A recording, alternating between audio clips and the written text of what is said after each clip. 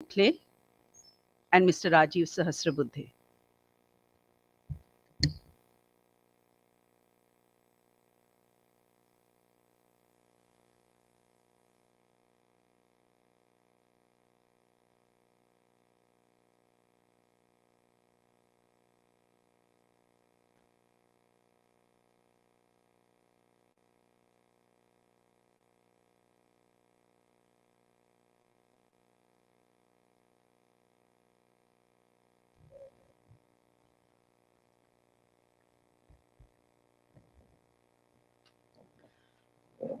On behalf of Maharashtra Education Society and the Center for Advanced Studies, Strategic Studies, I, Leena Chandorkar, welcome you to the fifth link of the Vijay Diwas Golden Jubilee Commemorative Lecture Series. The Maharashtra Education Society was established in 1860 by the revolutionary Vasudev Balwant Phadke, along with Sri Vaman Prabhakar Bhave and Sri Lakshman Narhar Indapurkar. Set up with the aim of providing knowledge that is seeped in love for the motherland, Maharashtra Education Society, or MES, aims to reach all sections of society.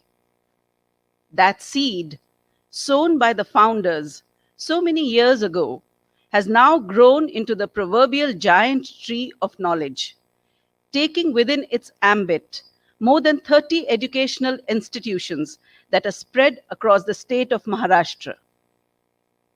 Little wonder then that an education society founded by people driven by revolutionary spirit should now, in 2021, take the initiative to embark on a year-long lecture series commemorating a war that significantly changed the geopolitical map of the Indian subcontinent. It is indeed a great honor to have with us today the Deputy High Commissioner of Bangladesh, Mr. Mohammad Lutfur Rahman. Today's function comes in the wake of the announcement of the Gandhi Peace Prize to be conferred on Bangabandhu Sheikh Mujibur Rahman, who is considered the driving force behind the independence of Bangladesh. After the announcement of the award, India's Prime Minister, Mr. Narendra Modi, said, Bangabandhu was a champion of human rights and freedom, and a hero to Indians as well. On 16 December 1971, Lieutenant General A.A. Niazi of the Pakistan Army and his 93,000 troops surrendered to the Indian Armed Forces. This war gave birth to a new nation, Bangladesh, and is therefore also referred to as the Bangladesh Liberation War of 1971. As a tribute to this golden jubilee year of the 1971 war, the Center for Advanced Strategic Studies, along with Maharashtra Education Society, has planned through the year a series of lectures by eminent personalities. Let me introduce our guests for today.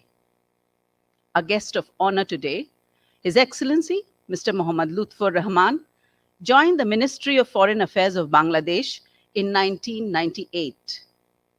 He has served in various capacities in the Foreign Office of his country, in Vietnam, Pakistan, Saudi Arabia, and Morocco. He was posted to Mumbai in 2017 as the Deputy High Commissioner of Bangladesh to India. I request Air Marshal Bhushan Gokhale to felicitate Mr. Rahman.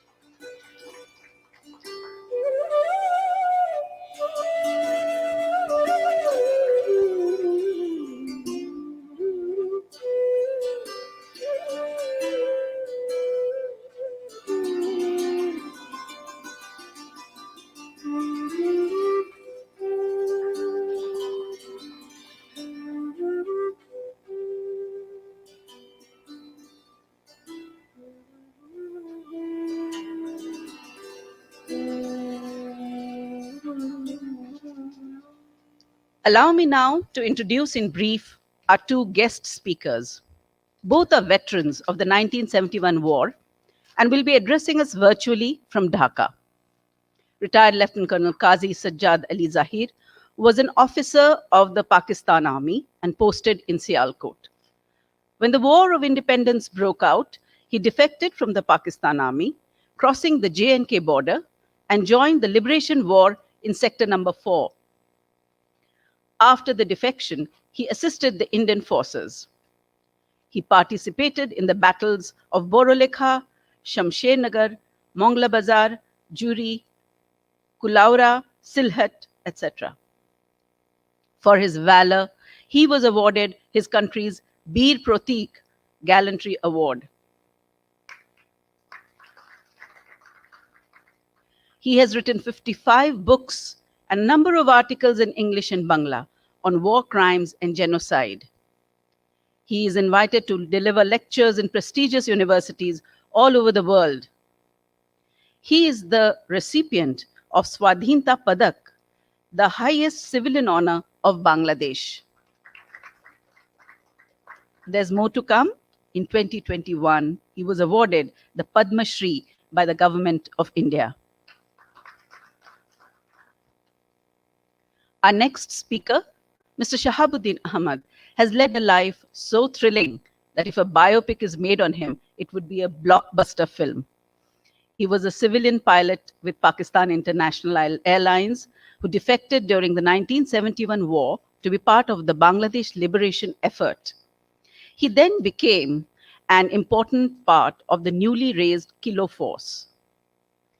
The Akash Shainiks, the nickname for the pilots, and gunner crew of the Kilo flight, scrambled from Kailash Shahar, a non-operational airfield in Tripura, flying the Otter DH-C3.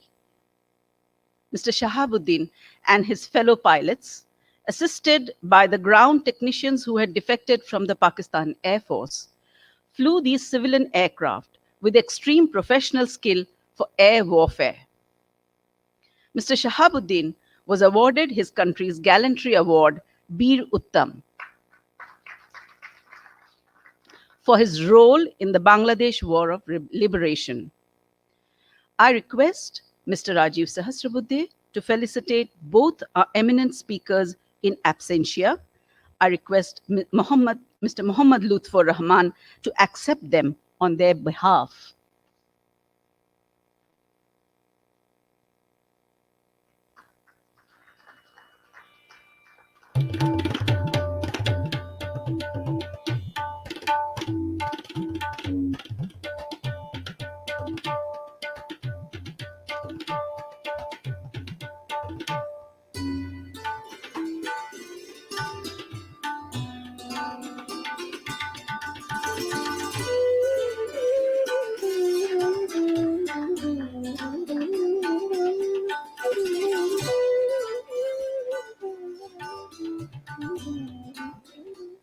The person presiding over these presentations will be doing so virtually as well.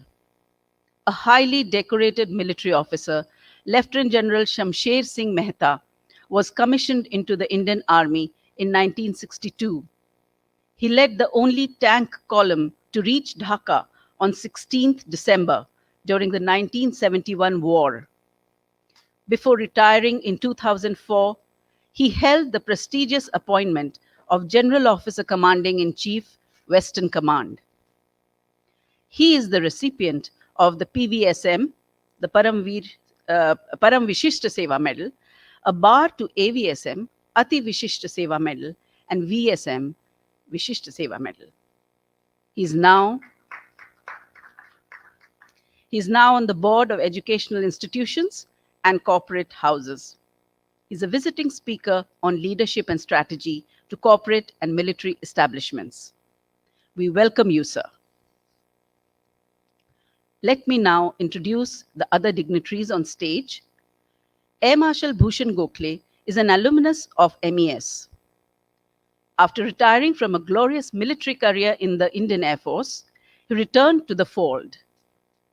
In his capacity as the president of Maharashtra Education Society and the director of the Center for Advanced Strategic Studies. He is the moving spirit behind this lecture series. Mr. Rajiv Sahasrabuddhe is an architect by profession, but in his present capacity as the chairman of the governing body of MES, he prefers to build and nurture educational institutions rather than mere brick and mortar structures. I now invite Air Marshal Bhushan Gokhale to give his opening remarks.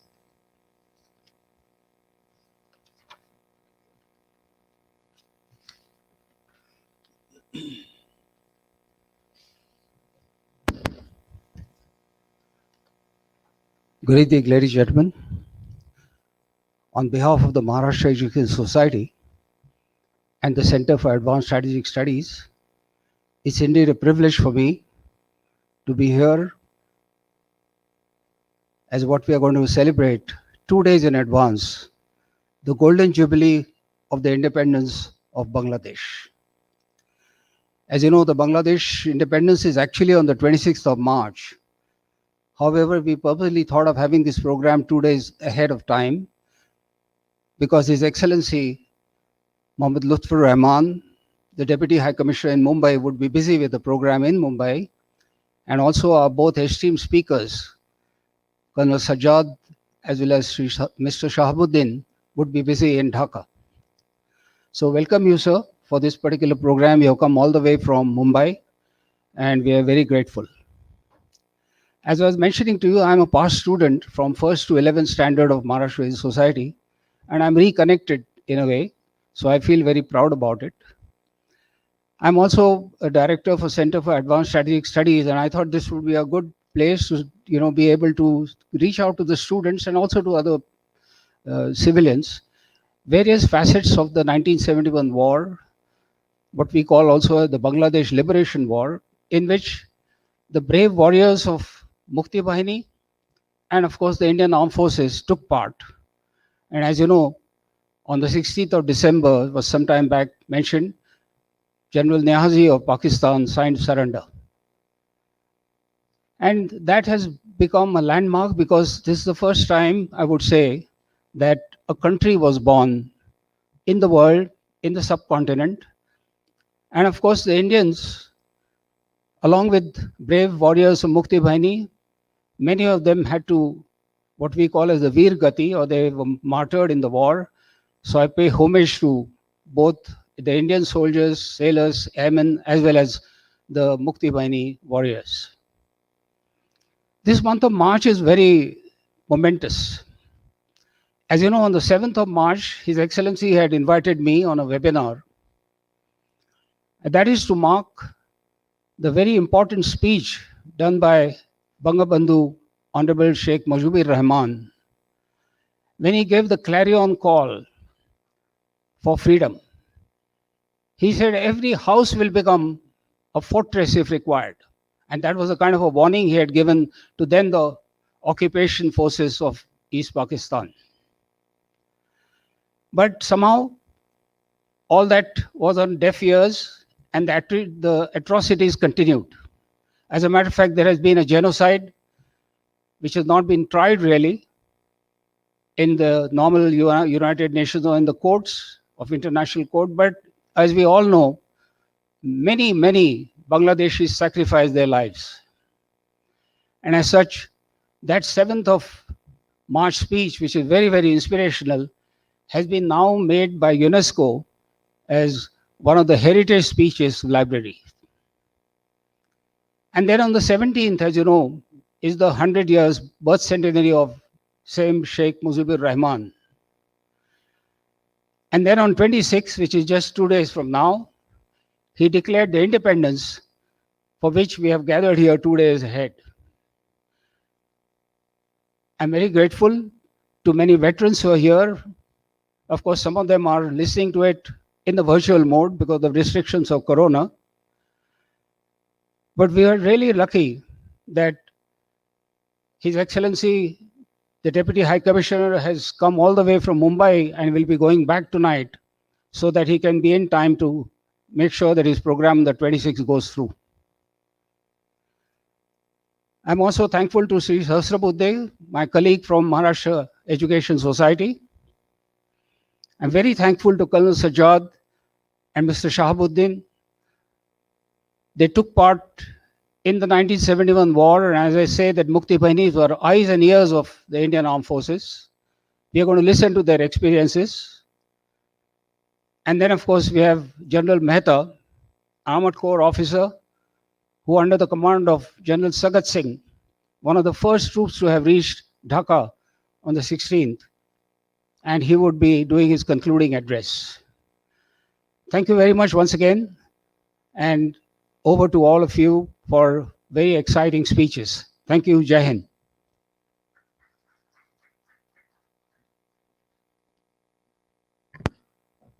Thank you, sir. Without further ado, we will now begin the presentations. But before that, may I request the gentlemen on stage to take their seats below in order to better enjoy the presentations.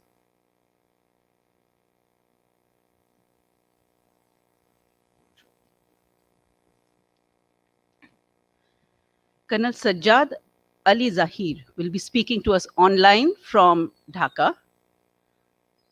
Dhono dhonye pushpe bhora, amader ei boshuntara. I hope I have pronounced the words properly. But these are called Jagoran Geet, inspirational songs that every Bengali child learns. This song is a very popular song in Bengal, both East and West Bengal.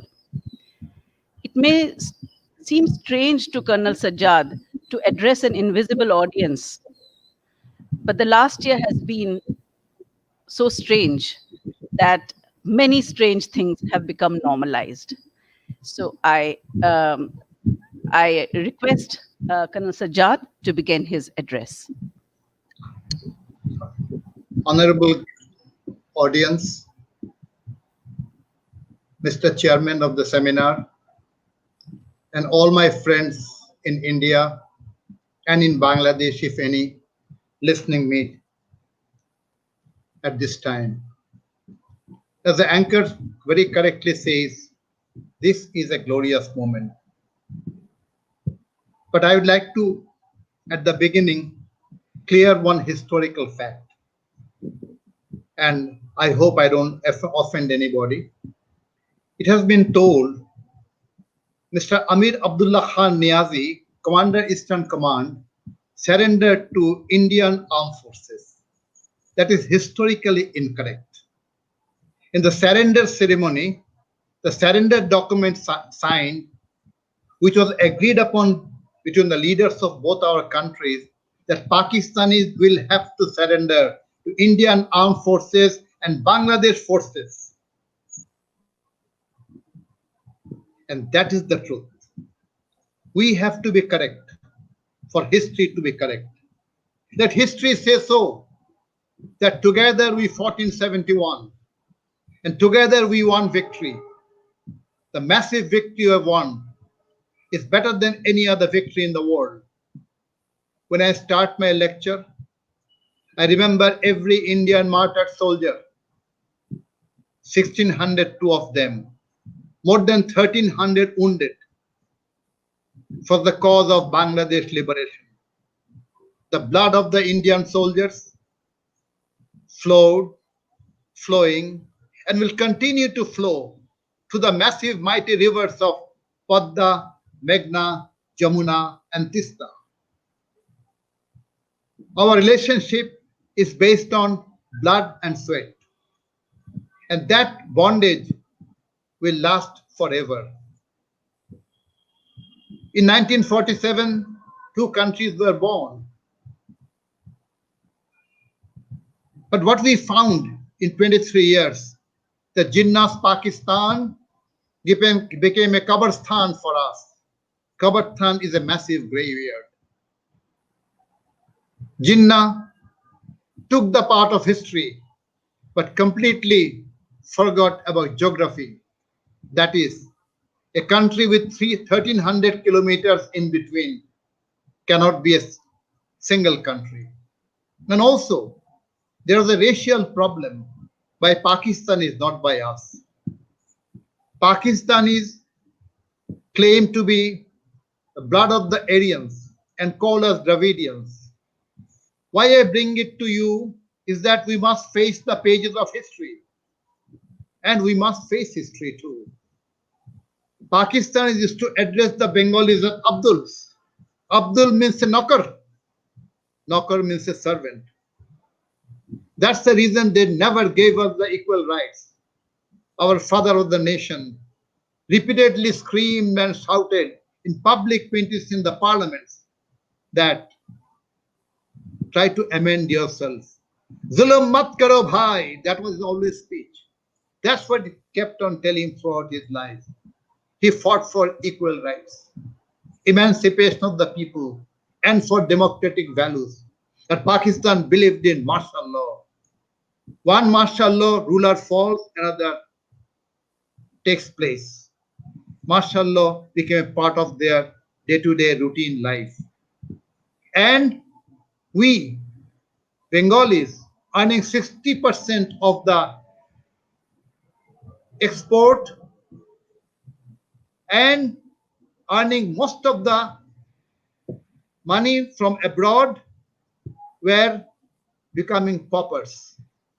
They took away everything from us. First, they took away our language. 55.4% people speak in Bangla. So Bangla was supposed to be a state language, but they made Urdu the state language of Pakistan. I have nothing to speak against Urdu. It's a very beautiful language. The language of Allama Iqbal, the very famous poet. But 3.9% people speak in Urdu. But this was the voice of the elites, the language of the soldiers, language of the bureaucrats. So they imposed in us. We expected Dhaka to be the capital of Pakistan because 400 years old, Mughal capital of Bengal, Sube Bangla, they made small town, fisherman's town, Karachi, because that's the birthplace of Jinnah. When our boys made demonstrations for state language to be accepted as Bangla, they were shot on 21st February 1952. Slowly and slowly, Pakistan emerged to be a military state. Democracy withered away. Standing on the ashes of Pakistan, father of the nation, Sheikh Mujibur Rahman, demanded democracy. He won a massive victory in 1970 on the 7th of December 1971 and told military ruler Yahya Khan hand over the power to the parliament, and parliament session must be held in Dhaka. Yahya Khan made some idiotic gestures. He came for some meetings, but well back to Mr. Bhutto, the Pakistani defeated leader's house in Larkana. It is said, to the press they said, we are going to go for bird shooting in Larkana. But on the 17th of January, they didn't plan for any bird shooting. They planned for shooting of Bengalis. This is what you call Larkana conspiracy. They mobilized the butcher of Baluchistan, who had done genocide in Baluchistan earlier, sent lakhs of soldiers and attacked East Pakistani people. My dear brothers and sisters, please remember, Pakistan is a genocidal nation. And I have a justification to prove that. When the Baluchis of Pakistan started demanding for equal rights and for equal share of the wealth, they sent a general called Tikka Khan with lakhs of soldiers and butchered them. When we asked for equal rights, they sent same Tikka Khan and then butchered them.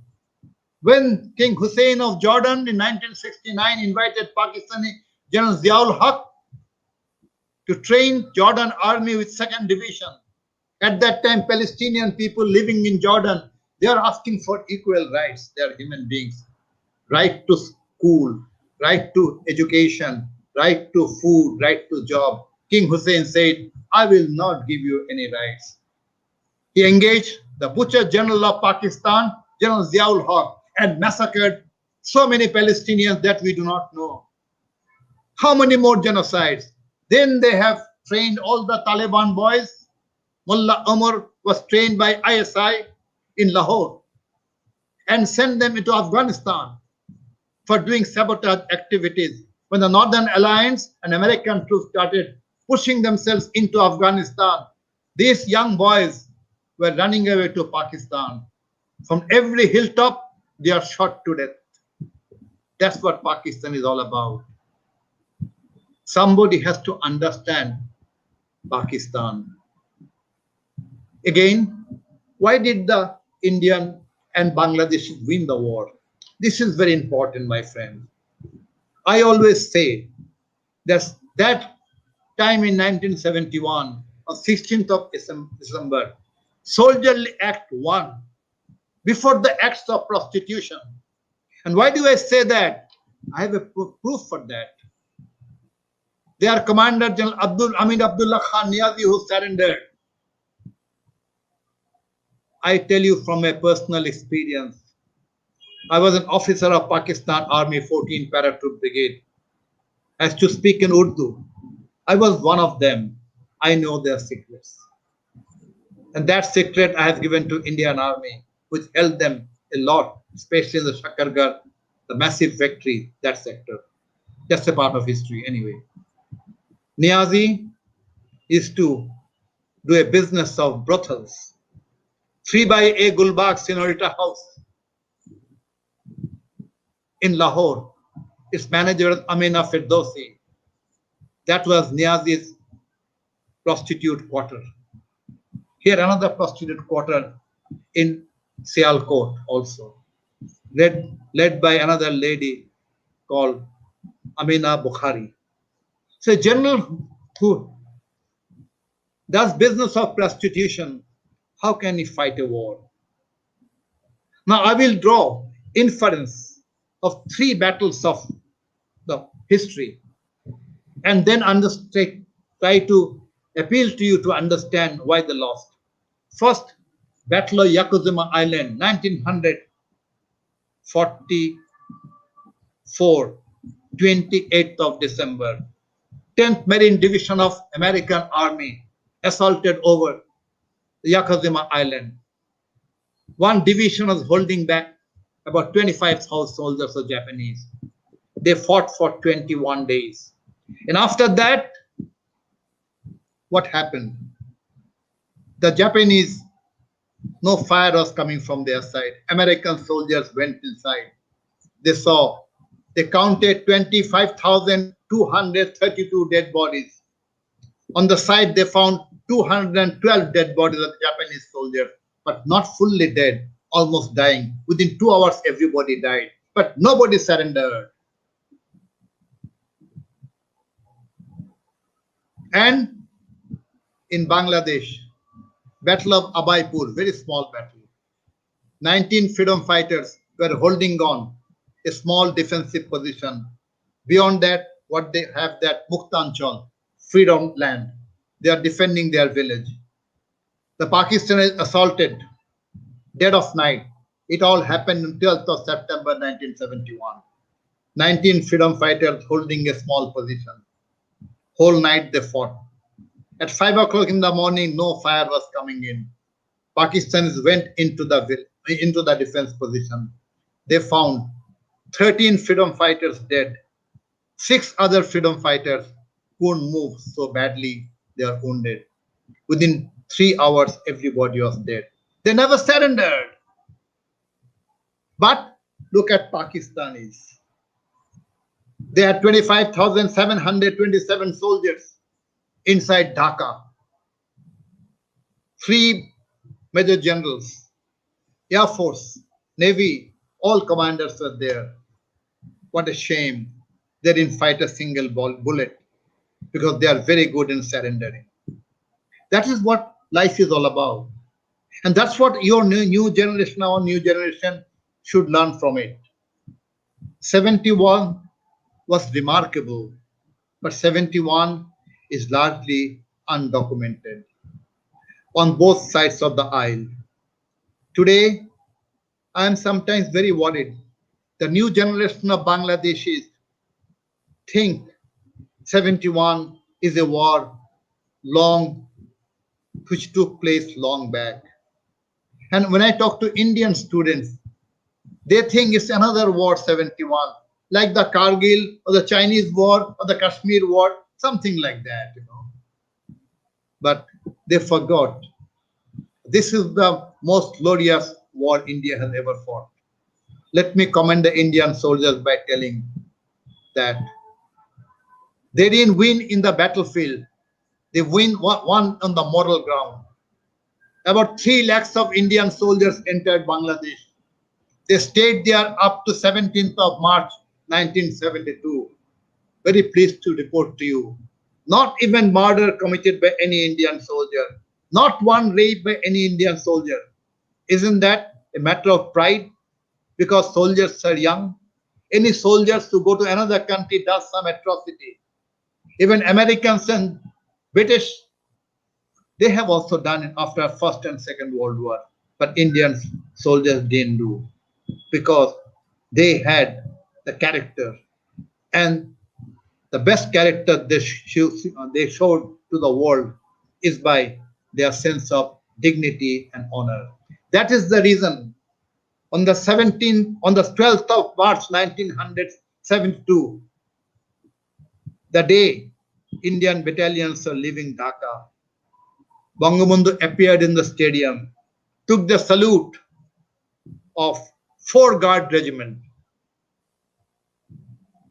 Colonel Himmat Singh's battalion, and he himself paid compliment and took their salute when they marched away from Bangladesh. What an honor. That's what our new generation should understand. The bondage of friendship should go down from generation to generation in our two countries, and history should be practiced by the same standard. I have been entrusted with the job of honoring every Indian martyred soldier, a project which has been conceived by me and approved by Honorable Prime Minister Sheikh Hasina. When I read the citations and death stories of each and every Indian martyred soldier at night, I cry. These soldiers, 17 years, 18 years, 19 years, maybe the first battle of their life they have died. The soldiers die so young. But the tragedy is that they have nobody to carry forward the legacy of their blood. They will have no children. These brave soldiers haven't given birth to their children before they die. That's the tragedy. So what can you do about that? We cannot do much about that. Dead have no guilt, no responsibility. It is up to us to carry forward the legacy. As far as I am concerned, whenever I go to India, I make it a point every time to visit some Indian martyr soldiers and their families. And even now, 50 years have passed, they embrace me and cry and say, "O Bengal gya, ab mar gaya." What a tragedy. A land so far, yet so close. My father or my brother or my son died for that country. The relationship should be followed up. We have won the war. Let us win in the days of peace by mutual cooperation, support, education, and by business, commerce, trade, and human acts. More of social communication, more of understanding, like the one we are doing today, talking together, communicating with together, and also paying the debt of 71, not by money, but by appreciation, but by honoring the friendly soldiers. History is the flow of justice. Let history flow with the flow of justice. Pakistanis have done massive atrocities. Their agents have done more atrocities in this country by killing Bangabandhu Sheikh Mujibur Rahman, their families and national leaders. They have cut the flowers. Sheikh Mujib Bangabandhu was a great flower. He was a blooming flower for the world. And the flower has been cut. But the spring has come up. The spring has come up with the hands of Sheikh Hasina, his beloved daughter, and giving leadership to our country and making friends out of the country.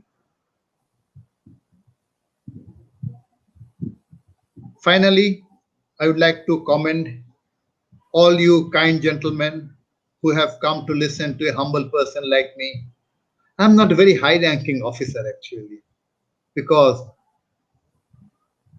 for fighting for my own country after the assassination of Bangabandhu Sheikh Mujib, when the military rulers and pro-Pakistan rulers came to power, they disgracefully terminated me from service. But that's all right. We have to take the challenges. But then today you have honored me. The general staffs and so senior officers listening to me makes me very proud and a very humble human being. Let's work together for a better future for our own countries. Thank you very much. Joy Bangla, Joy Bangabandhu. Let the friendship between Bangladesh, India last forever. Thank you very much. Goodbye.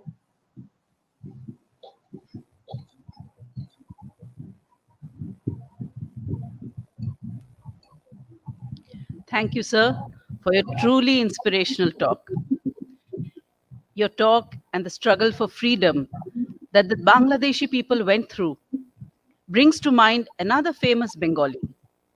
I quote the English translation of Rabindranath Tagore's famous verse from Gitanjali: where the mind is without fear and the head is held high, where knowledge is free, where the world has not been broken up into fragments by narrow domestic walls, where words come out from the depth of truth, where tireless stirring stretches arms towards perfection, where the clear stream of reason has not lost its way into the dreary desert sand of dead habit, where the mind is led forward by thee into ever widening thought and action. Into that heaven of freedom, my Father, let my country awake. I now call upon our next speaker, Mr. Shahabuddin Ahmad, to deliver his talk.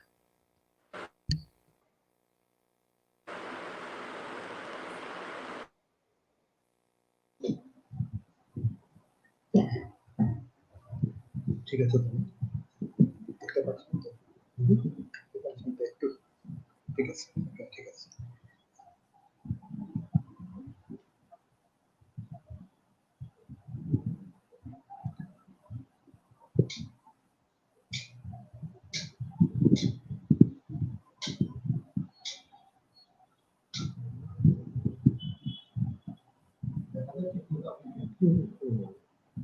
কেমন আসছে দেখা যাচ্ছে? বেশি লম্বা হয়ে গেছে আমারটা? না না না সাবজেক্টটাকে খুব সুন্দর হাইলাইট করেছে। শুরু করবে নাকি? জিজ্ঞেস করে ক্যান আই স্টার্ট? কে হবে? জিজ্ঞেস করেন ওদেরকে। Hi, good evening. Can I proceed with my talk with you? Yes, sir. Good evening, gentlemen. In 1971, I was an airline pilot with Pakistan International Airlines. Mid-60s, Bangabandhu Sheikh Mujibur Rahman was moving up with a 6 points movement. Theme behind was this, that Bengali nation should live with dignity, democratic right, prestige, and that attracted all the Bengali people. In 1970, there was a storm hit East Pakistan. Pakistan didn't react at all, even after 20, 25 days. And that affected us. And the election came. Bangabandhu won the election with maximum majority. So the thing was going on, and we were meeting Bangabandhu time to time. In our mind, one thing came in that we cannot live with Pakistan anymore. We have to have a free country, but we do not know how to go with the free country. In an incident in 5th March 1971, we went to Bangabandhu for the demand of peoples how to move with our critical situation now. He listened to us. Finally, he called me into a corner because there are a lot of people, foreign journalists, students, other people are present in his house, road number 32, Dhanmati. He just called me and Captain Alamgir Sattar Birpoti to a corner, told us, your country is going to be free soon. So your responsibility to help the people to build up this country so that the point I was moving in, that is fulfilled, the 6 points. We got the message. Then I brought everybody out from there, those who went with us to meet Bangabandhu, and we didn't discuss this point. But finally, on 7th March 1971, Bangabandhu declared whole line of actions for the Bengali nation, how to move with. Now we are prepared, we know what to do, what not to do. In between, Pakistan was supposed to start this killing on 18th of March 1971, but that was finally delayed to 25th March. We were working with the Pilot Association, that was known as East Pakistan Airline Pilot Association for the Bengali pilots. There were so much of discrimination. If I mention our pilots' quantity and quality, there were around 300 pilots with Pakistan International Airlines. And we were hardly 30 pilots from East Pakistan, the Bengali pilots. This was one of the area. In the army, you will see nobody is above major rank. Same way in the government services, even the students' stipend is to be taken out by them for Pakistan. The Bangabandhu 6-point movement really encouraged us to support him, and all the people of this country supported without any reservation. 25th March came in. We saw Yahya Khan is leaving Dhaka for Karachi. Our city was quite calm. We were now mentally prepared that something is we are expecting which would be very bad for our nation. And that is what the killing started at night by Pakistan army. At that moment, I was a civilian pilot. I do not know how to go with war, how to go for independence. We really don't know. But Bangabandhu's line of thinking prepared us mentally. That is, all the people of Bangladesh were mentally prepared. At that moment, on 25th March night, we decided We leave this country, go for liberation war, we come back, we throw the Pakistani out from our motherland. So I crossed over to India on 3rd of April 1971. Since I was a airline pilot, Indian Airlines pilots came and welcomed me, and they assured us all possible help they will extend for us, for the Bengali people.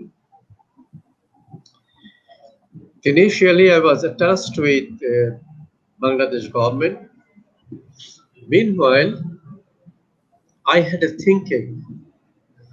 In 1969, Biafran Air Force, one of the Swedish pilots, alone in a small aircraft, destroyed Nigerian Air Force more than 12 MiG-17. So what we did, we met the Indian government through our Bangladesh government permission. We told them, please give us a small aircraft that should be able to land in water as well as a small field. They asked me, what will you do with that? I said, we will attack all the Pakistani army positions and we'll support our Mukti Bahini, Mukti Jodha. They discussed the matter, they agreed to that. Now the Prime Minister of Bangladesh, Tajuddin Ahmed, and Deputy Defense Chief was Group Captain Abdul Karim Khandakar Birutto. They worked hard, very hard. And Air Force was formed. One of the aircraft was presented by Maharaja of Jodhpur, his personal aircraft DC-3, they call it Dakota. And Indian Air Force gave us two small aircraft. One was named as Otter, another French helicopter. This is our Air Force aircraft, 3 aircraft. And we are 9 pilots. Out of 9 pilots, we are 6 civilian pilots from the airline, from the Department of Land Protection, like this. And from the Air Force, we had the then time Colonel Sultan Mahmud, who became the Air Force chief later on, Air Vice Marshal Sultan Mahmud Birutto. This is the way the Air Force was formed in Dimapur, Nagaland on 28th September 1971. We had 3 Indian instructors engaged for our training, and we had 9 pilots. So, since I was an airline pilot, I was in the Dakota first, DC-3. I was switched to helicopter because there is a shortage of pilot in helicopter. So I had a new training completed. Meanwhile, Indian Air Force, our operation in charge was Group Captain Chandan Singh. He called Indian Air Force, all the instructors to him, asked them, what do you think you will complete the training with Bengali pilots? They said we'll take about 6 months. But Chandan Singh told them, I gave you 15 days time to complete the training, and it should be done like that. So our training was complete. Meanwhile, for the aircraft, whatever the proposal we gave, this should be equipped with the armaments. It was fitted with rocket pods, machine gun, and we cut the body of the otter plane inside to drop the bomb by hand. The instructor of the Indian Air Force said it is such a slow aircraft. It is very dangerous and nobody can come back from the operation. Chandan Singh told them, look, they have come to make their country free. They are not scared to die. Our responsibility is to complete their training, and whenever possible, we will support them in the operation also. So, according to Group Captain Chandan Singh, the training was complete by third week of October. Now, we had a plan to attack Dhaka by helicopter, Aluvet 3, and Chittagong by Otter aircraft.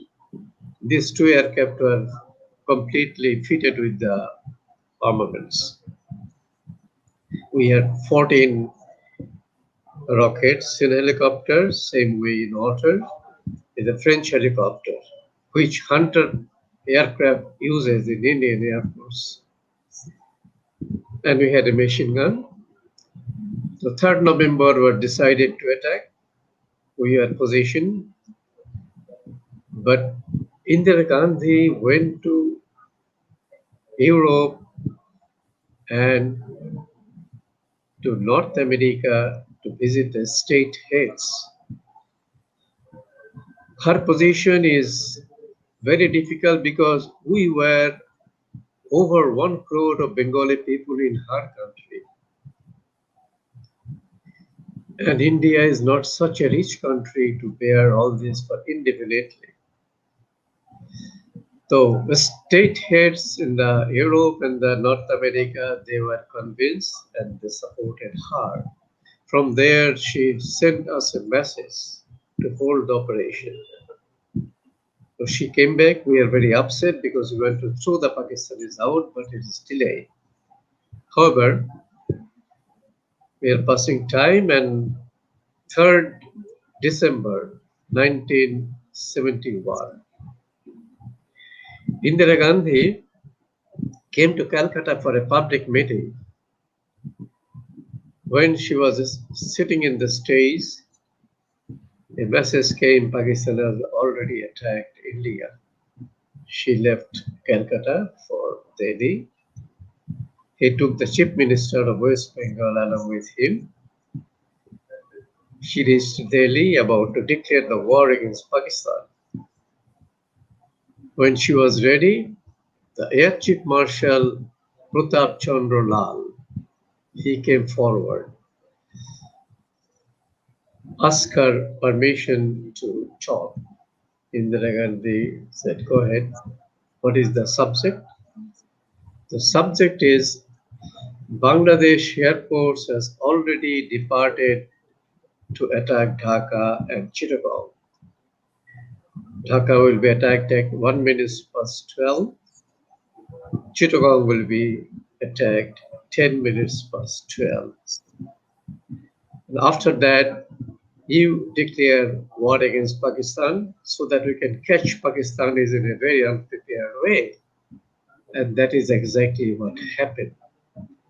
After our operation aircraft being back, and Indira Gandhi declared war against Pakistan at 12:20 at night. And British Broadcasting Corporation, they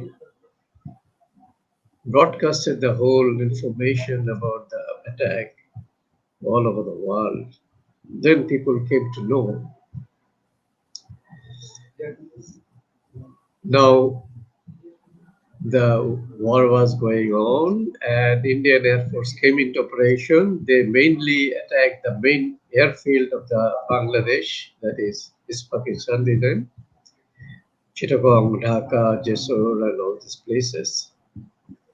And our responsibility was to give close support to Indian Army as well as the Mukti Bahini to move forward towards Dhaka.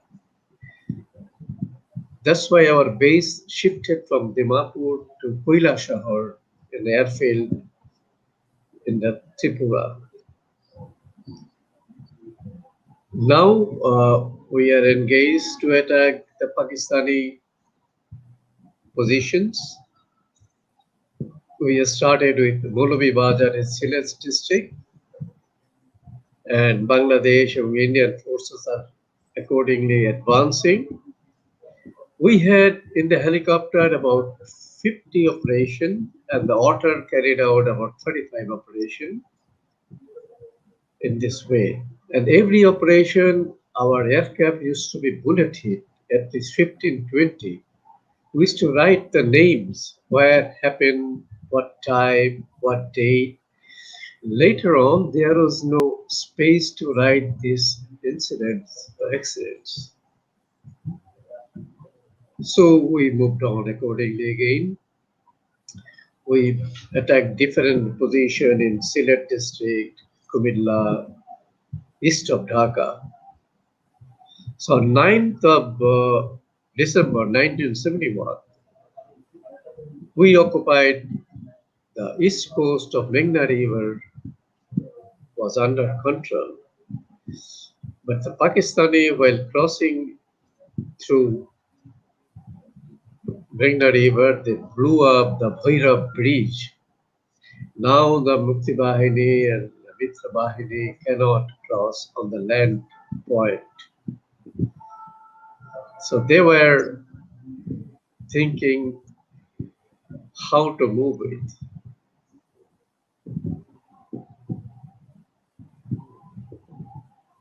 Meanwhile, on 10th of December, one Indian hunter pilot, he bailed out because of his technical problem of the aircraft. And the responsibility was given to me and one Indian flight lieutenant, CM Singla, to go and pick him up. So we came near Dhaka, near Narayanganj. We couldn't locate him. We made a landing at the village. The village people told us, yes, one of the pilot bailed out. He was coming down with the parachute, and he was caught by the Rajakars and Albothers. He was killed. We felt so bad, mentally very disturbed. We came back. But meanwhile, since the bridge was blown up by Pakistan, heliborne operation was planned. We have to cross Meghna River, give the protection to the Indian helicopters who will drop troops south of Narshingdi, a place called Raipura. In the morning of 11th December, they were dropping troops, and from the village, all the people came and welcomed them so much. We are watching. This is from their heart. And we really cannot forget that they sincerely they were loving Indian officers and equipment. So while we are giving protection to the Indian helicopter to drop the troops, we saw one big convoy from Norshingdi was approaching to ambush their positions to destroy the helicopters. So immediately we were active. We made an attempt to attack the convoy. We used all the 14 rockets, French master rockets. We blew up the convoy. Then Indian forces, they dropped their troops, and people extended all their help to move forward to Dhaka. So after that, we didn't have any other assignment because Dhaka was covered by Indian forces and the Mukti Bahini all around. Now we are waiting for the surrender of Pakistan people. So on 16th of December 1971, meanwhile on 14th of December, lot of intellectual people in Dhaka was killed by the Pakistani troops and the Rajakars. And that was very unfortunate. That was on 14th. Now, the pressure of Indian government and Mukti Bahini, Pakistan compelled to surrender. That is Lieutenant General A.K. Niazi. He was ready and surrendered to Indian and Bangladesh forces in the race course. And we wanted to join the surrender ceremony, but we missed it. We made a landing at Dhaka Tezgah airport. After some time, the General Aurora came with surrendered Pakistani forces Niaji to Old Airport. And people came out of their house. They were literally tracking to attack the Pakistan forces. But India was protecting them because they have already surrendered. So we heard the news, how did they surrender and details. And that is why our 9 months tragic days was over. Our country was free. India help, we cannot forget the help of the people and the government of India. We are really grateful to them. At this crisis, nobody in the world came forward to assist us. India, Soviet, Russia, they came forward. Finally, we could control these barbarians, Pakistan, and the country was free. People are happy. And we had a lot of situation passed in between, like Bangabandhu was killed in 1975. Again, this Bangladesh has a trend to go to Pakistan. But when Hasina came in, she controlled everything. And we remember your contribution, the Indian people contribution, because some areas we were more than the Indian population, but they never talked, never criticized. They extended every possible help, like Agartala, like Calcutta, other border areas. We cannot forget this. Until our death, we will remember that. And the people of Bangladesh will definitely remember that. And thank you very much again. Joy Bangla, Joy Bangabandhu. And we want very happy families of Indians in India. Thank you.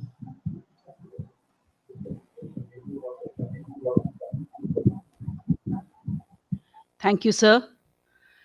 Listening to the talks given by these two veterans brought to mind a beautiful poem penned by W.B. Yeats, another Nobel laureate like Rabindranath Tagore. I quote that sad, meditative, and thought provoking poem, which is titled An Irish Airman Foresees His Death, based on the life of Yeats' good friend, Major Robert Gregory, who, during the First World War, was forced to fight for England rather than his native Ireland. This poem highlights the complex dynamics between motherland, identity, and allegiance. I quote, I know that I shall meet my fate somewhere among the clouds above. Those that I fight, I do not hate. Those that I guard, I do not love. My country is Kiltartan Cross. My countrymen, Kiltartan's poor. No likely end could bring them loss or leave them happier than before. Nor law nor duty bade me fight, nor public men nor cheering crowds. A lonely impulse of delight drove to this tumult in the clouds. I balanced all. I balanced all, brought all to mind. The years to come seemed waste of breath, a waste of breath, the years behind, in balance with this life, this death. This is this beautiful poem by W.B. Yeats. I now call upon His Excellency, Deputy High Commissioner, Mr. Mohammad Lutfur Rahman, to address the audience.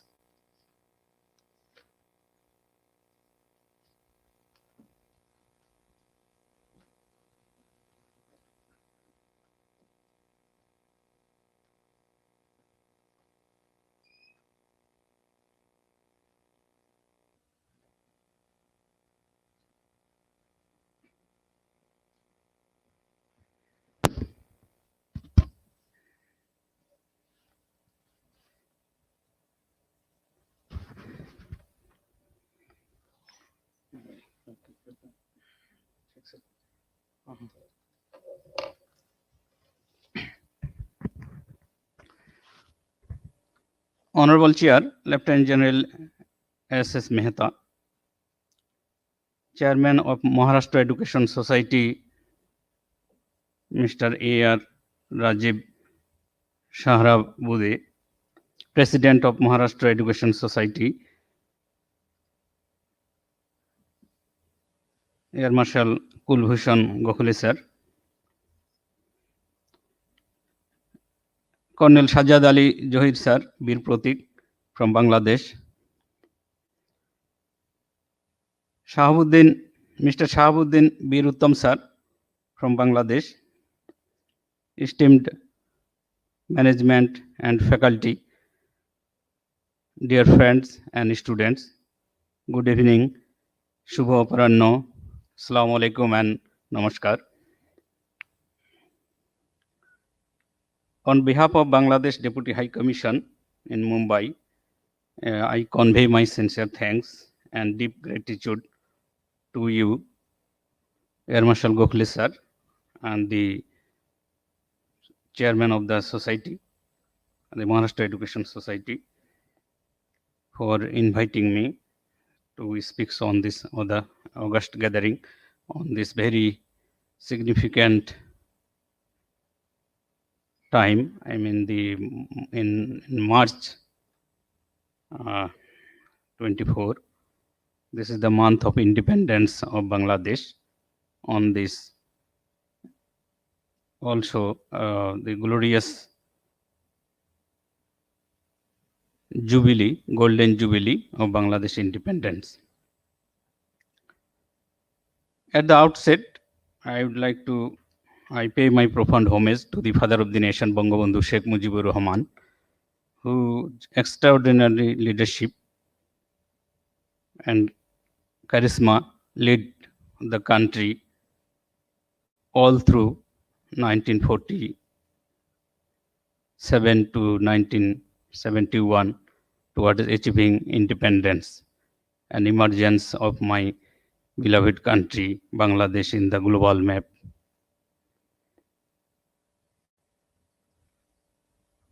I also pay my deep tribute to the martyred soldiers of both Bangladesh Liberation Army and the Indian soldiers of Indian Armed Forces who sacrificed their life, shed their blood for the cause of liberation of Bangladesh.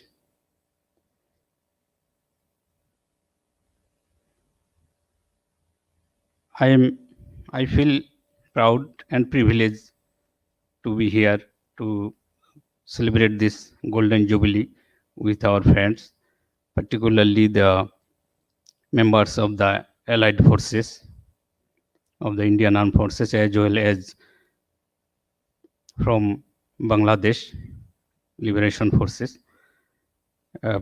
We have already listened to two speakers, Colonel Sajjad Ali Johir sir, Bir Pratik, with whom I am fortunate to be associated with him for a short time, but I at least understand and measure little of a bit of how much patriotism, how much love for his country and people he nurtured. We also listened to Mr. Shahabuddin Biruttam sir about his participation in the war. It's a something heroic adventure. So I thank you very much, sir, both of you. The war of independence of Bangladesh, or of liberation, sometime we call it, is very significant in the global history, particularly of the last century. And one name must come and the bright as a bright sun in the history of Bangladesh, father of the nation, Bangabandhu Sheikh Mujibur Rahman. Sheikh Mujibur Rahman, from his early childhood or his student life, he correctly appreciated the condition of the Bangla part and Bengali people. That this Bengali people of the then Eastern Pakistan, if we say, they have all the rights and all the requirements to lead their life independently with dignity and sovereignty. They have their land, they have their language, they are distinct entity in that part, in the subcontinent. They are Bengali people, but all their resources, all their destinies, their fate are determined by external people or people beyond the land. That is a peculiar situation for the Bengali people. So, from early of his political life, he correctly understood this, that they deserve to be independent, they deserve to control their resources, to determine their fate, their destiny. So everywhere, on all movements for the right causes of Bangladesh, of the Bengali people, we saw Bangabandhu in front of all. He was the leader, student leader, who first stood up for the right of the third class and fourth class employees of the Dhaka University, and he even was expelled from the university while he was pursuing higher studies in the Dhaka University.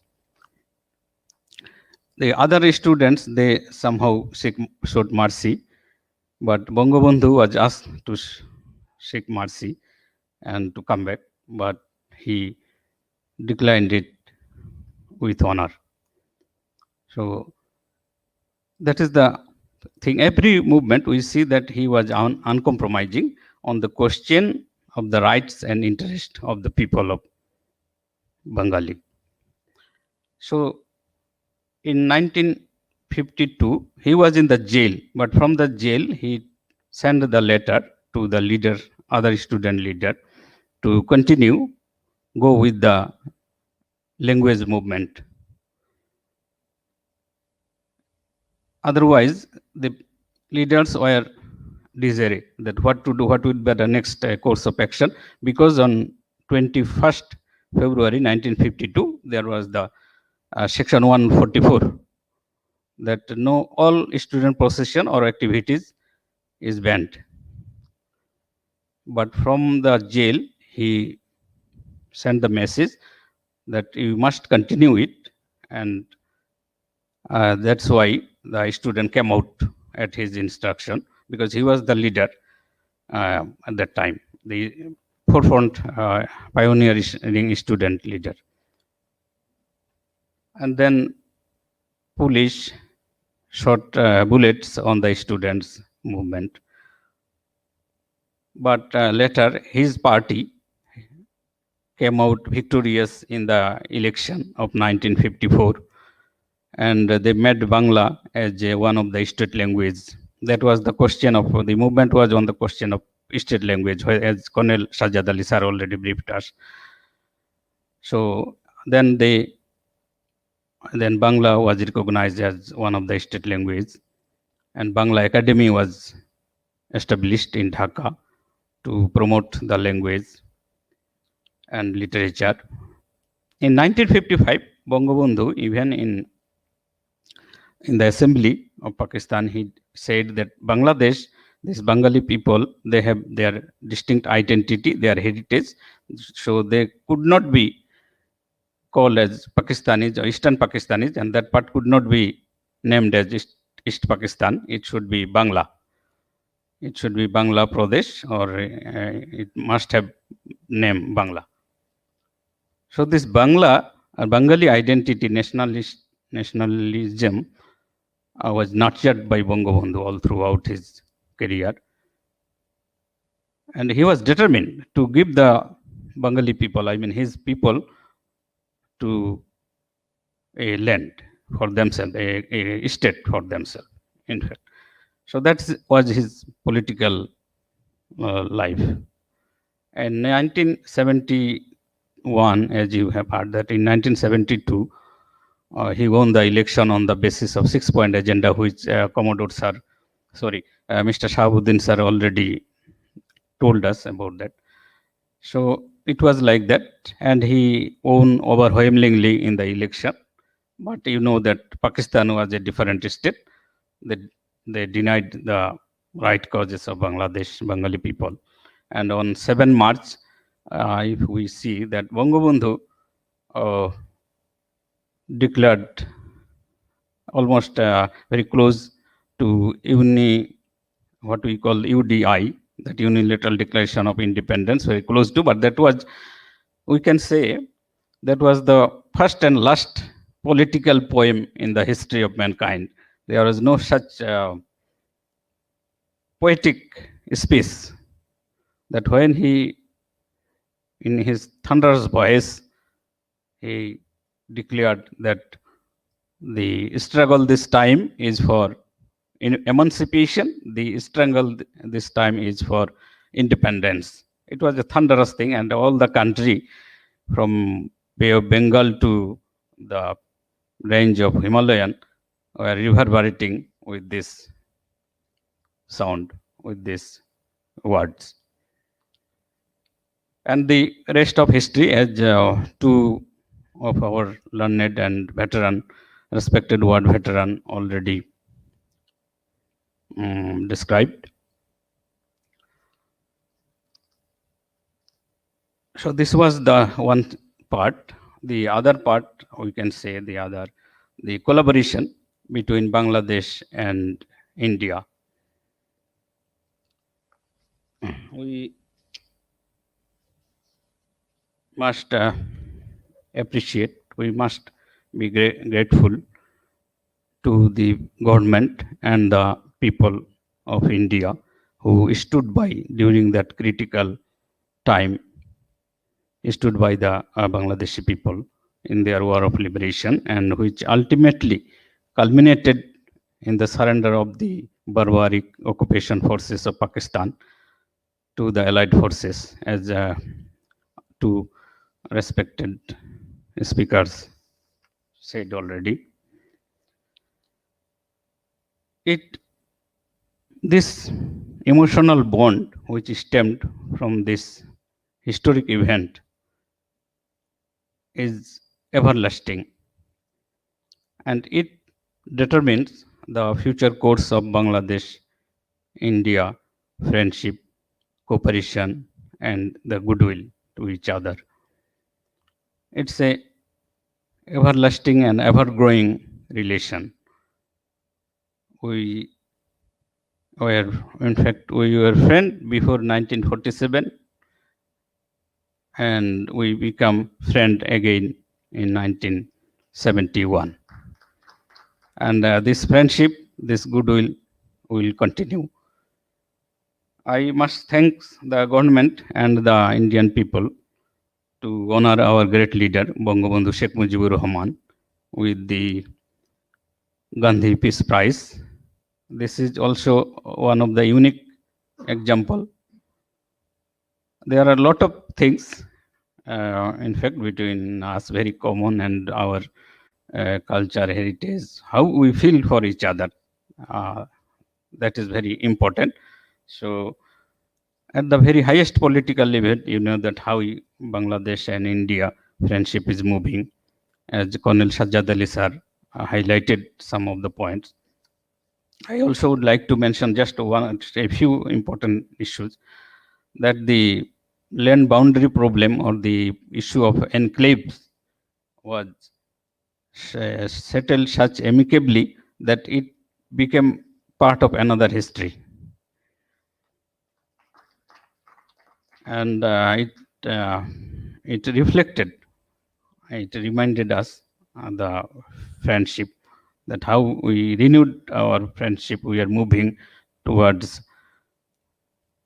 a friendship, a relation that resembles to the best friendly relation, best neighborliness, which I only earlier we have read in the books that it is good friendly, good neighborliness, but I must say it's best neighborliness, and it is the perfect friendliness with which we are moving forward. Now Bangladesh is receiving almost $9 billion American dollar line of credit from India to upgrade or to build our infrastructure, to improve the connectivity. There are 2-3 major components in our bilateral relations. One is connectivity. You know that how both the countries are being connected every day. Each passing day, we have new projects to connect the ports, to connect the waterways, the earlier which we abandoned, the railways, previous railways we are upgrading or renovating, which have been abandoned, in fact, after 1947. And the connection between Bangladesh, the Tripura part, I think, Akhaura and Agartala, on the northern side, Assam, Meghalaya, and Bangladesh, on the western side, Bangladesh and West Bengal. So everywhere we are coming forward with new projects, and both the countries are getting connected every day, in fact, with the Maitri trains, the railways, the buses. So our people are getting more and more closer to each other for better understanding and friendship. The other one is energy cooperation. Bangladesh also is getting energy at a very comparative rate from India. And many companies of India have been there in Bangladesh in the energy sector. The other one is security and counter-terrorism activities. Both the countries have so many agreements and working groups and mechanisms are there to mitigate, to contain and eradicate that menace of terrorism, which is posing threat to our very fabric of the societies.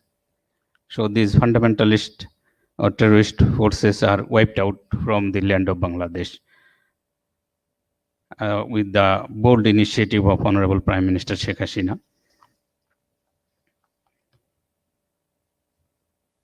And this year also, last year and this year, we have witnessed a lot of exchanges at the highest political level. In 2019, our Honorable Prime Minister and Honorable Prime Minister Bangladesh and Honorable Prime Minister India, they met in Delhi, and many agreements have been signed. On 17 December, just one day before we celebrated jointly the Victory Day, we have already mentioned about the Victory Day. So last 17 September, 7 or 8 agreements have been signed, and 2 honorable prime ministers met virtually on the virtual platform and renewed our friendship and support and cooperation. So there are a lot of activities, lot of initiatives going on every day. In fact, at the highest political level and the diplomatic level, we are working. At the societal level, at the commercial level, every day there are new initiatives and activities coming on. You will be happy to know that in 2018, before the because of the COVID-19, before that, 2.25 million, 22 lakh 50,000 Bangladeshis came into India for different purposes: medical, trade, commercial, educational purposes. That was the highest number of Bangladeshis, tourists, foreigners visiting India from a single country in 2018. And now thousands of Indian expertise, skilled people are working in Bangladesh in different sectors, garments, service sectors, industries, contributing hugely to the economies of Bangladesh, in the technology sector and in the intellectual sector. So every day, in fact, we are witnessing a lot of things going on. So that's why many people now call it as the perfect friendly relationship. Now you will be happy to know that Bangladesh, under the dynamic leadership of present Prime Minister Sheikh Hasina, who is the able daughter of our father of the nation, that Bangladesh have been able to register more than 5% GDP growth despite the COVID-19 pandemic last year, fighting against all the odds and the ill effects of COVID-19. That is was third country in the world to achieve positive growth, such a positive growth. So it also signifies the ability and capacity of Bangladesh, which it achieved over the last 50 years, particularly or last 12 years under the Honorable Prime Minister Sheikh Hasina. So Bangladesh is something now. A country that has very strategic location, and Bangladesh benefited from India. India now can also benefit from Bangladesh, particularly the northeastern states can be well connected with the help with the infrastructures of Bangladesh, and imports and export business, their trade can be facilitated significantly. We import a lot of goods from India, particularly agricultural goods, total almost 10 billion from India. So that is not a small number. 10 billion American dollar is a quite good number. And we also export our, whether India is not our major destination, but even then last year we have been able to export more than around more than 1 billion US dollar worth of good to Indian market. That was also quite remarkable. It was around 30% growth on the export. So this happens because of the quality of the leadership of both India and Bangladesh. So that is our, in fact, common destiny, that these two countries will stand by each other, will work together, and will grow together for mutual benefit and share prosperity. So, distinguished guest, I again thank you very much for giving me the time and for your patient hearing. I again thank you that Bangladesh got its independence with the help of the government and the friendly people of India in 1971, which was a very difficult task for the single Bengali people. So you have made, in fact, unprecedented sacrifice for Bangladesh. So let us again stand by each other, work together, and continue with that sentiment and goodwill of friendship and cooperation. Here, I think I forgot to mention one name, which I must mention. Major Uday Sathe, sir. He was Bir Chakra. So I would particularly mention his name. He shed his blood in the War of Liberation in Bangladesh. And I also thanks, sir. He gave me the books on INS Vikranta, which, yes, sir. Yes, sir. INS Vikranta, which played a very important role in the war, particularly which destroyed, I think, which stopped the Pakistani naval force and destroyed some ships of Pakistan in 1971. That was also huge, big news that time. And I am fortunate to have some samples of from the fragments of INS Vikranta in Mumbai, one organization called Navy Foundation Mumbai chapter. They have so kind to donated it me. So I am planning to send this to Bangladesh as an important token of goodwill and friendship gesture. The other one is I must thanks Colonel Sajjad sir and Mr. Shahabuddin Biruttam sir to be associated and to enlighten us with their contributions and their participation in the war,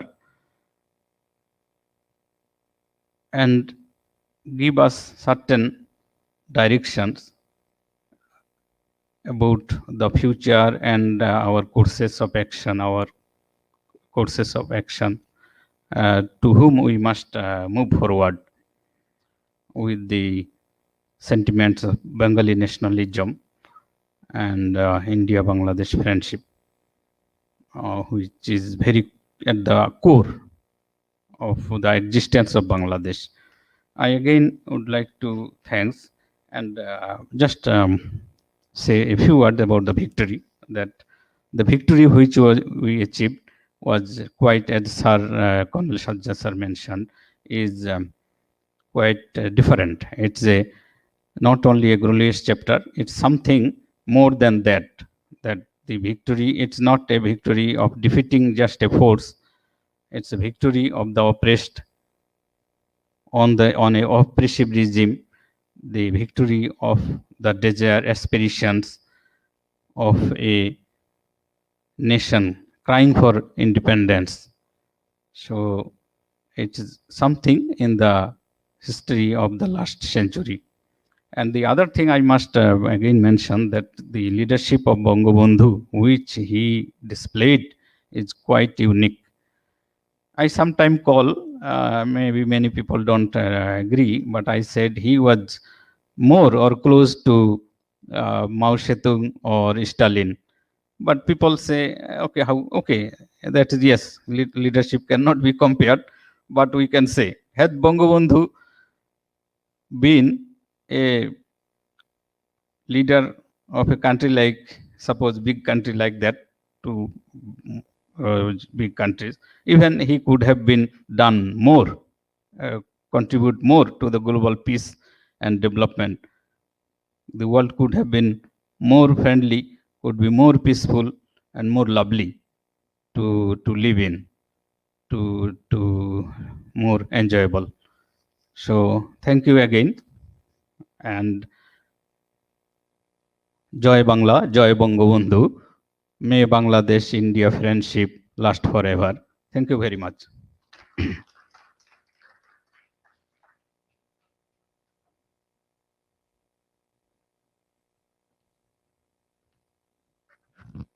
Thank you, Your Excellency. General Shamsher Singh Mehta has been patiently listening to everybody. I invite him to give his presidential remarks.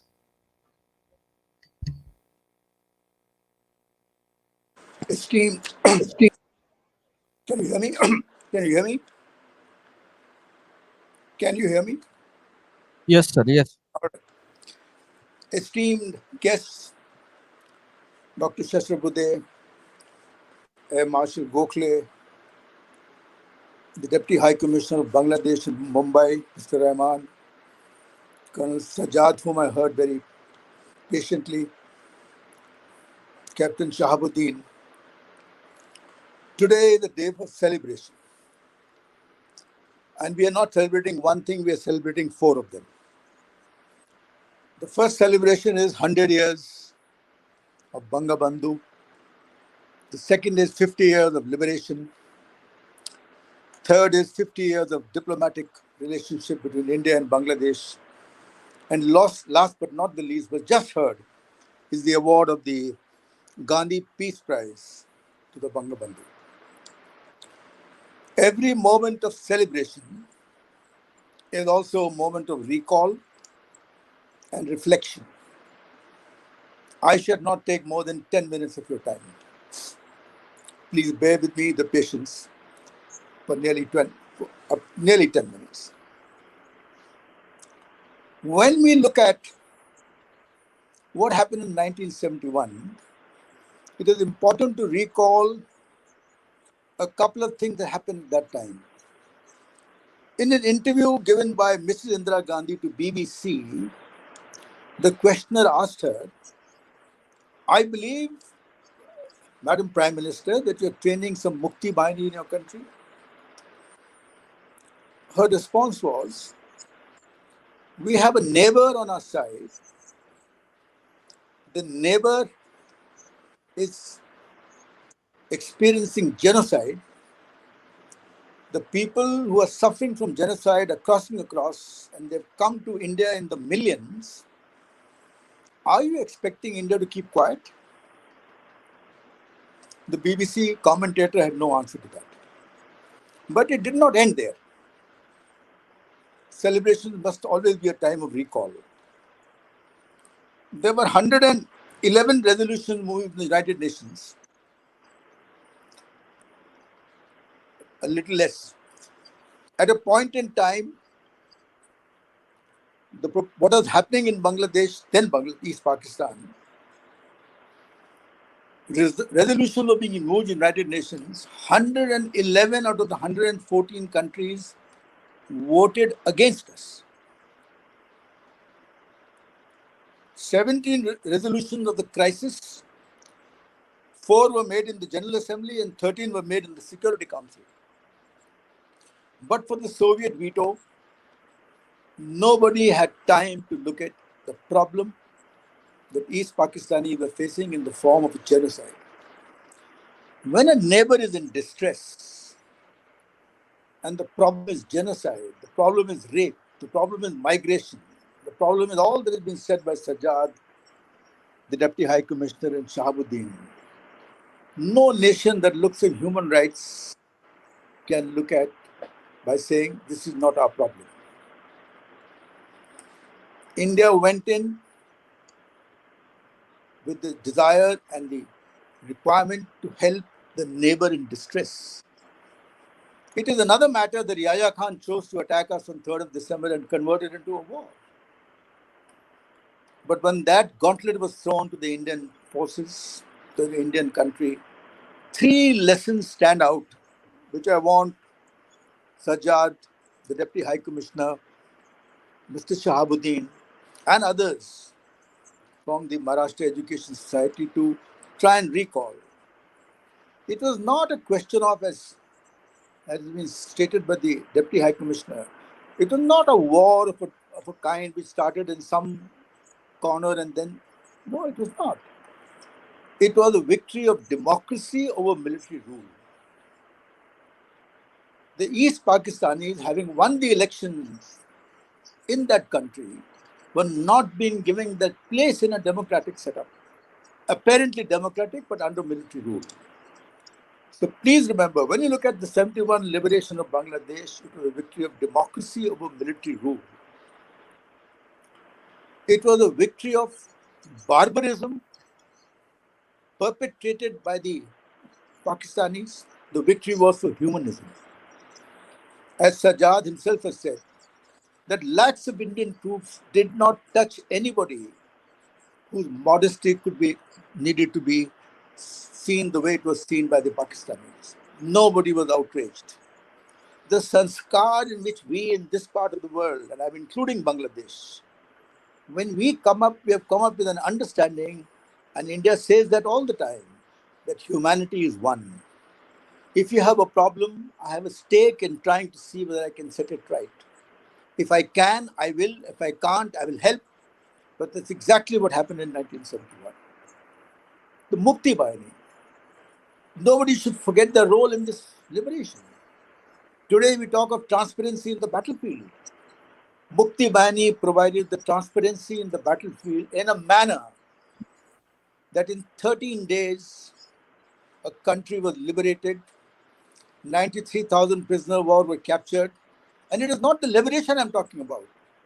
In 13 days, 75 million citizens of that part of the world, then East Pakistan, now Bangladesh, they were freed from apparent genocide. That's what happened in 1971. And that is why it is a reason to celebrate, because in the 20th century, as has been said by many speakers, nowhere in the world has anybody done that. And nobody has done that against their own level of deprivation. It is not that we were a very rich country, but we were rich in culture. We were rich in understanding human psychology. We were rich in understanding how people should treat each other.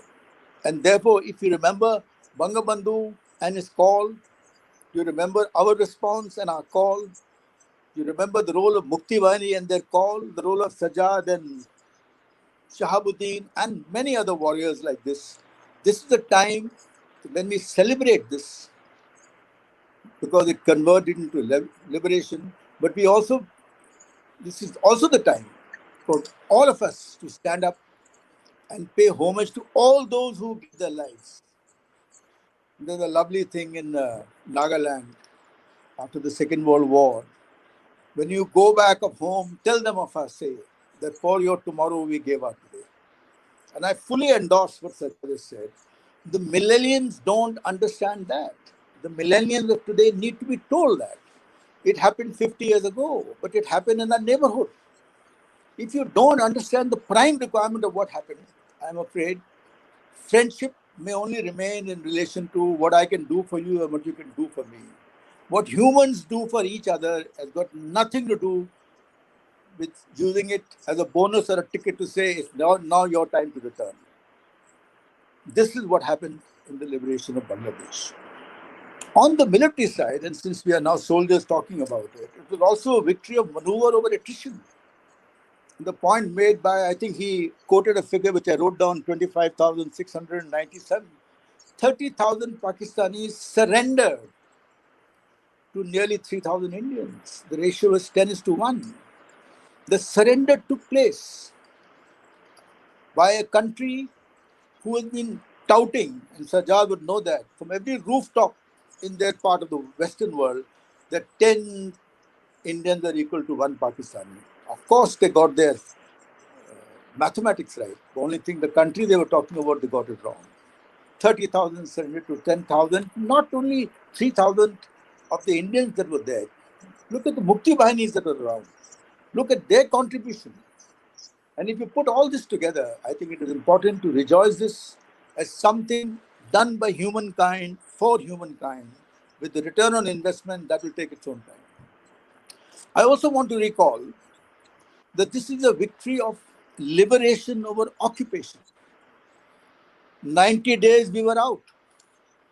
We did not go and tell the Bangladeshis we have enclave problems, please solve them before we go out. Not a single outstanding problem with Bangladesh, then East Pakistan, was meant to be resolved after the victory. That happened 30 years later. This does not happen in today's day and age. This the millennials must know.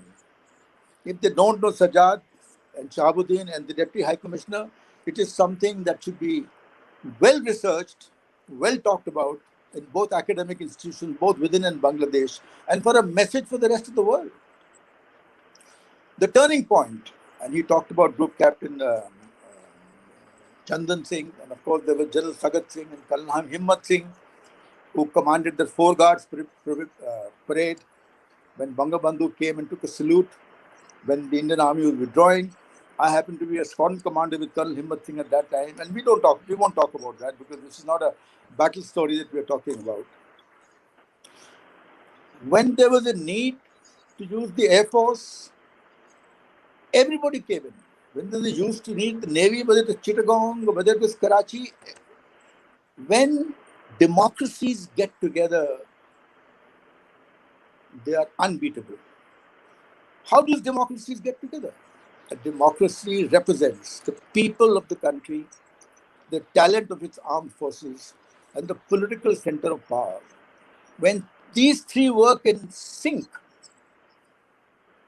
a democracy that was India had no difficulty in upholding the rights of a nascent democracy who was only asking for their right, but in return were being given call only of genocide. I do not want to mention in this gathering, because it's celebration time, that the genocide is not as well recorded as should be. I think Sajjad has done a good job from what I read from his biodata.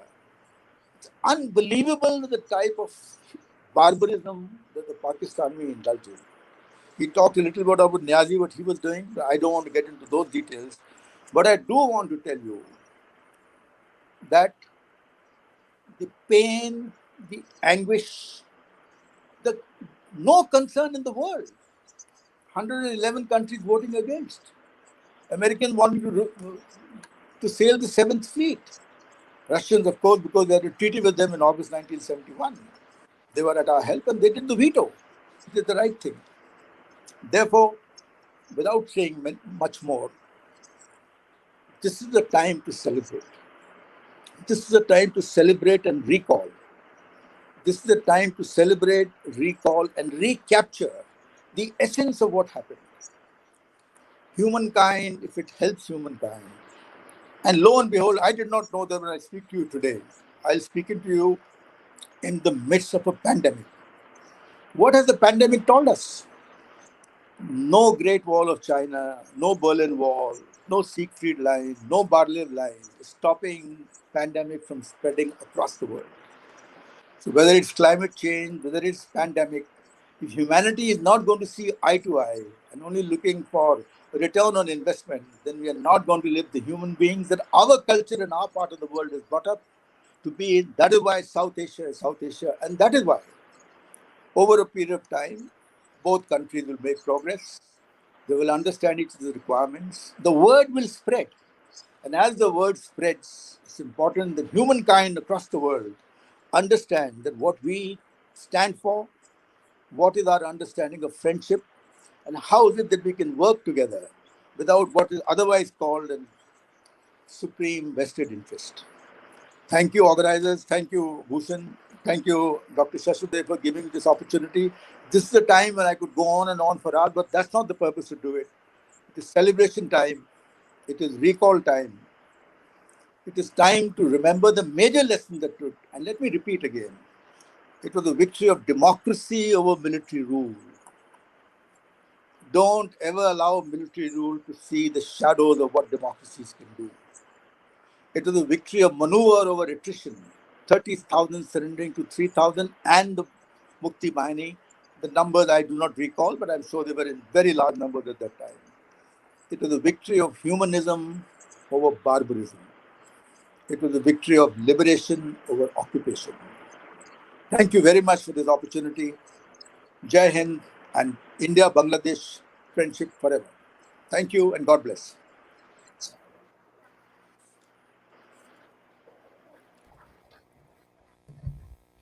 Thank you, General Mehta, for that excellent speech. Ladies and gentlemen, I would like to conclude today's program with a vote of thanks to all those who made this evening possible. I begin by thanking His Excellency, Deputy High Commissioner of Bangladesh, Mr. Mohammad Lutfur Rahman, who took time out of his busy schedule to be present for today's function in person. Sincere thanks are due to the two war heroes who spoke to us online from Dhaka. Colonel Qazi Sajjad Ali Zahir and Mr. Shahabuddin Ahmed brought alive those tumultuous days of the 1971 War of Liberation. General Shamsher Singh Mehta spoke to us virtually and acquainted his large, albeit invisible audience with the facts that only a soldier who has actually fought in battle can bring. Thanks are also due to the President of MES, Air Marshal Bhushan Gokhale, whose incredible networking skills are instrumental in roping in such luminaries. Mr. Rajiv Sahasrabuddhe, in his capacity as the chairman of the governing body of MES, provides solid support and guidance. Many thanks, sir. The other members of the governing body are always at hand for help and support. Humble thanks to them all. To Mr. Vinay Chati and his cheerful group of student volunteers, and all those unnamed people who worked tirelessly behind the scenes to make today's function a success, a big thank you. We will now conclude today's program with two national anthems. We will begin with the national anthem of Bangladesh, followed by the national anthem of India.